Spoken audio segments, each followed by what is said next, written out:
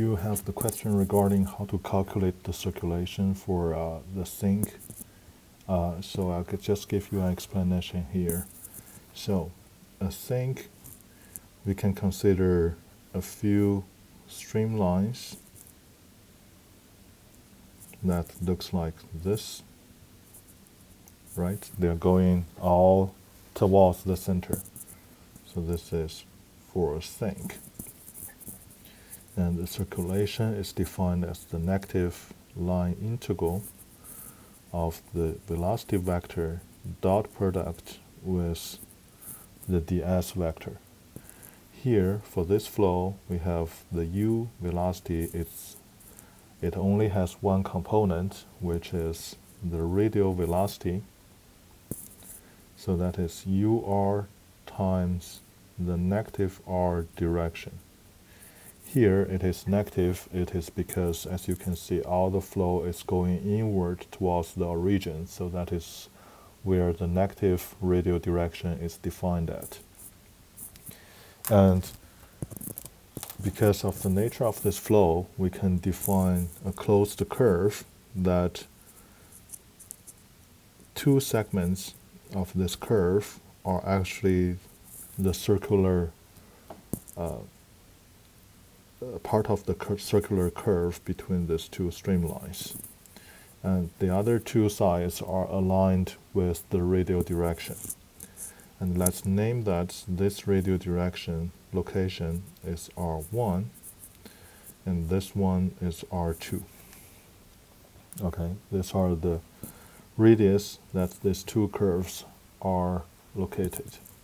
And correspondingly, we can call this angle to be theta 1 and this angle to be theta 2.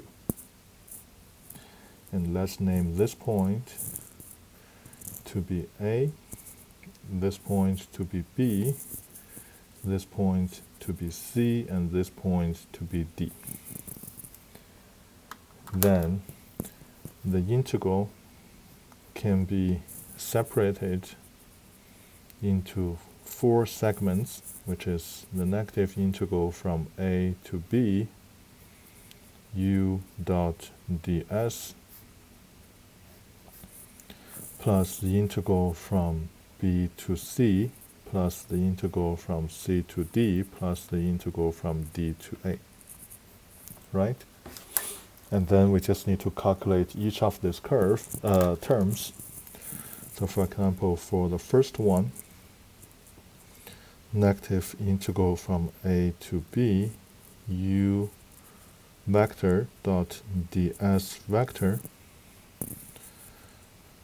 Okay, let's keep this integral limit empty for now. We're going to focus on that momentarily. But this u vector is what we wrote here. It's ur negative r. Dot product, we need to find out the ds along A and B. So the ds is tangent to the curve and it's rotating in the counterclockwise direction. So ds from A to B is along the radial direction going outward. So in this case, ds is dr times r vector. Okay. And then we need to find the integral limit.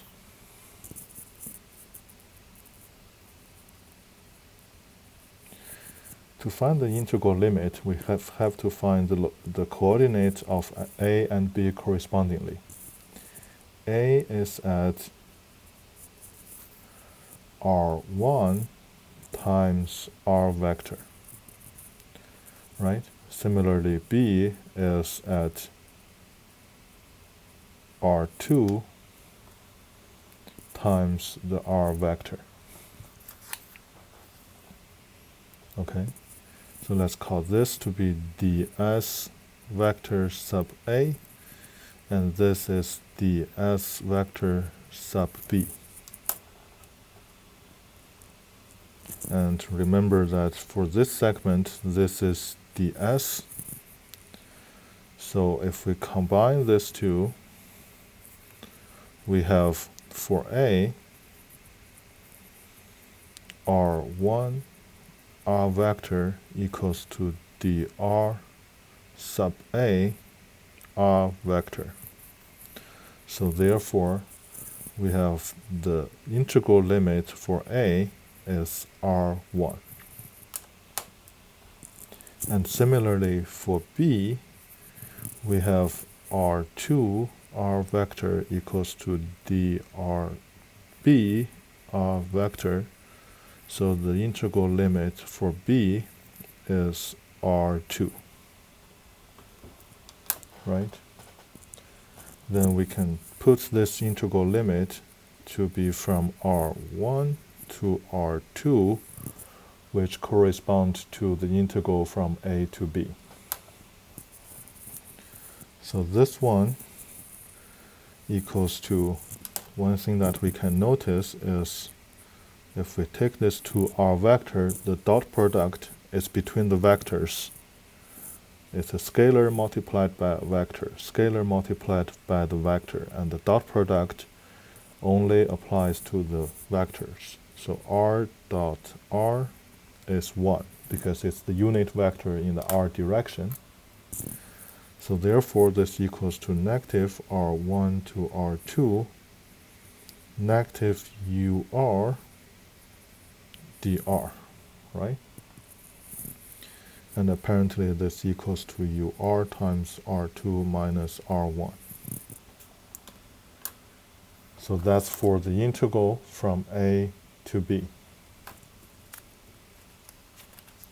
Similarly, we can do this for, let's see, C to D. Okay? So the integral, negative integral from C to D, U ds equals to the integral, let's leave the integral units empty for now. It's UR minus R. This is the velocity all in this flow, is this velocity. Dot. Now we have to pay attention that from C to D, ds is along the line and going counterclockwise. So this is ds. So the ds for this segment is actually dr, but it's in the negative r direction. Right? This is our ds for the CD segment. Again, we need to find the limit.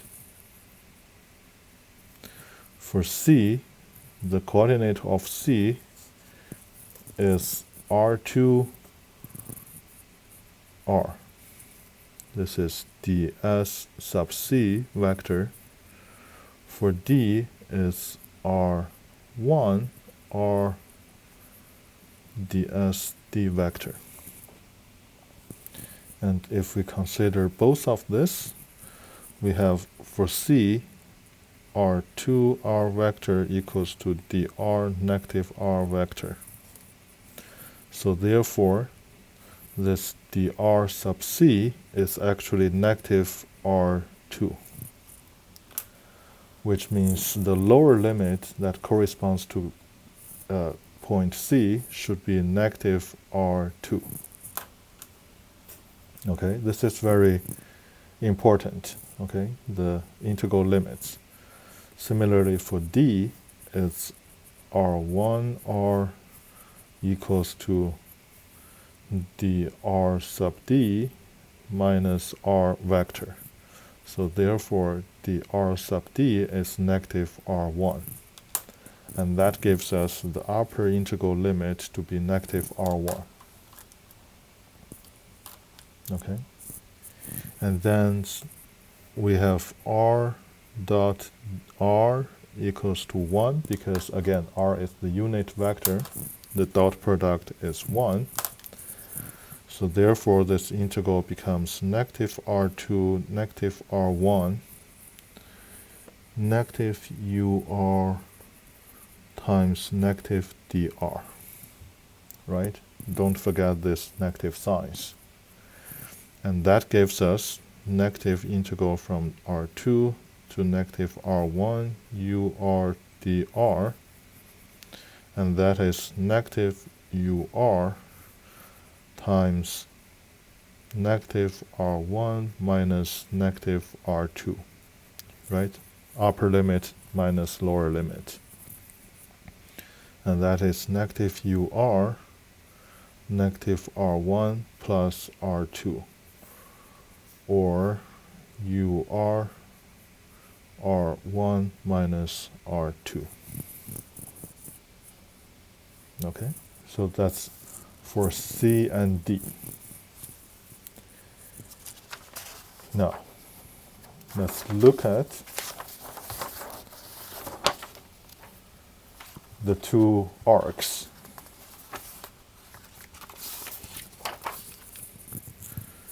For the integral from B to C, U dot ds, it is the integral. Let's leave the limit empty here.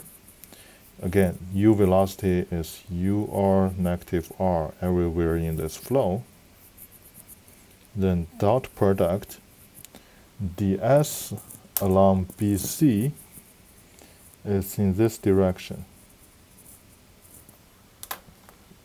Okay, so for an arc, first of all, it's in the theta direction. Theta is the azimuthal direction that goes counterclockwise. And this arc length is the radius times d theta, so it's r2 d theta. This is ds for B. ds for this BC segment, ds vector.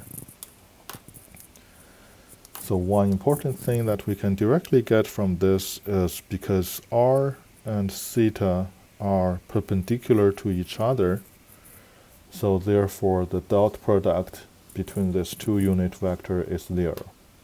So that immediately gives us this integral is 0.